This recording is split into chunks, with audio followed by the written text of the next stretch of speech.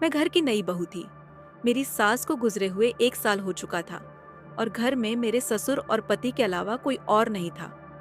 पति अपने कारोबार में व्यस्त रहते थे और हमारे बीच का समय भी सीमित था। आज गुलाबी सर्द का मौसम था। सूरज की हल्की किरणें खिड़की से छन छन कर कमरे में आ रही थीं। मैं, जो इस घर की नई बहू थी, सुबह की भागदौड़ में हमेशा व्यस्त रहती थी। एक प्राइवेट बैंक में अच्छे ओहदे पर काम करती थी और हर दिन का मेरा रूटीन बेहद व्यस्त रहता। मेरे ससुर, जो घर में मेरे पति के अलावा इकलौते बड़े थे, अक्सर सुबह मुझे आवाज देकर कहते, बहू, मेरा चश्मा साफ कर दो। पहले पहल मुझे यह सुनकर कोई खास महसूस नहीं हुआ, लेकिन धीरे धीरे मुझे यह एक बोझ की तरह लगने लगा। ऑफिस जाने की जल्दी, काम का दबाव और समय की कमी ने मुझे अंदर से झुंझलाहट से भर दिया। फिर भी संस्कार और मर्यादा के कारण मैंने कभी कोई शिकायत नहीं की। एक दिन मुझसे रहा नहीं गया। मैंने यह बात अपने पति से कह दी। उम्मीद थी कि वे पिताजी को समझाएंगे, लेकिन उनकी प्रतिक्रिया ने मुझे और चौंका दिया। उन्होंने कहा, पिताजी उम्रदराज हैं, सुबह उठकर उनका चश्मा पहले ही साफ कर दिया करो ताकि तुम्हें बाद में परेशानी न हो। उनकी बात सुनकर मैंने दिल पर पत्थर रख लिया। अगले दिन मैंने चश्मा साफ करके टेबल पर रख दिया, लेकिन पिताजी ने फिर से बुलाया और कहा, बहू, मेरा चश्मा साफ कर दो। अब मेरे सब्र का बांध टूटने लगा था। मैंने झुंझलाते हुए चश्मा उनके हाथ में दिया और ऑफिस चली गई। लेकिन एक सवाल हर दिन मेरे मन में आता, पिताजी खुद चश्मा क्यों नहीं साफ कर सकते? समय का पहिया घूमता है, ऐसे ही दिन गुजरते गए। फिर एक दिन अचानक ससुर जी का निधन हो गया। पूरा घर शोक में डूब गया। उनका जाना एक खालीपन छोड़ गया जिसे भरना मुश्किल था। कुछ महीने बाद एक छुट्टी के दिन मैंने घर की सफाई करने की सोची। सफाई करते करते मैं ससुर जी के कमरे में पहुंची। वहां उनकी पुरानी चीजें और किताबें रखी थीं।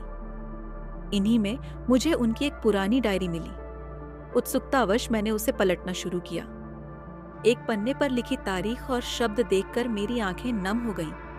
लिखा था, 26 अक्टूबर 2019। मेरी प्यारी बहू, मैं जानता हूं कि तुम्हें मेरी रोज रोज चश्मा साफ करने की बात कभी कभी खलती होगी, लेकिन जब तुम चश्मा साफ करती थी और झुकती थी, तब मैं मन ही मन तुम्हारे सिर पर हाथ रखकर तुम्हें आशीर्वाद देता था। तुम्हारी सास ने मुझे कहा था कि तुम्हें अपनी बेटी की तरह रखना और तुम्हें कभी यह महसूस नहीं होने देना कि यह तुम्हारा ससुराल है। मैं जानता हूं कि तुम्हारी जिंदगी व्यस्त है, लेकिन तुम्हारा हर दिन मुझे खुश कर देता है। तुम्हारी छोटी छोटी नादानियों को हमेशा नजरअंदाज करता हूं, क्योंकि मैं जानता हूं कि तुम एक मजबूत इंसान हो। मेरा आशीर्वाद सदा तुम्हारे साथ रहेगा। सदा खुश रहो बेटा। डायरी के इन शब्दों ने मुझे अंदर तक हिला दिया। मैं अपने आंसुओं को रोक नहीं सकी। मैंने कभी सोचा भी नहीं था कि उनके साधारण से कहे जाने वाले वाक्य के पीछे इतना गहरा प्रेम और अपनापन छिपा होगा।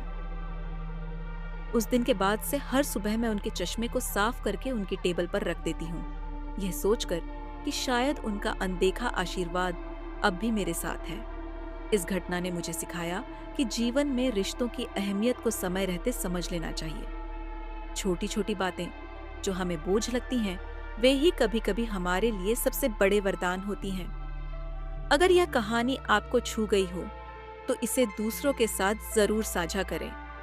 अपने रिश्तों की कद्र करें, क्योंकि उनकी गहराई को समझने में देर हो सकती है, क्योंकि जीवन में समय लौट कर नहीं आता। अपनों के साथ बिताए हर पल का आदर करें और उनकी भावनाओं की कदर करें, क्योंकि वे ही हमारे जीवन का असली आधार हैं।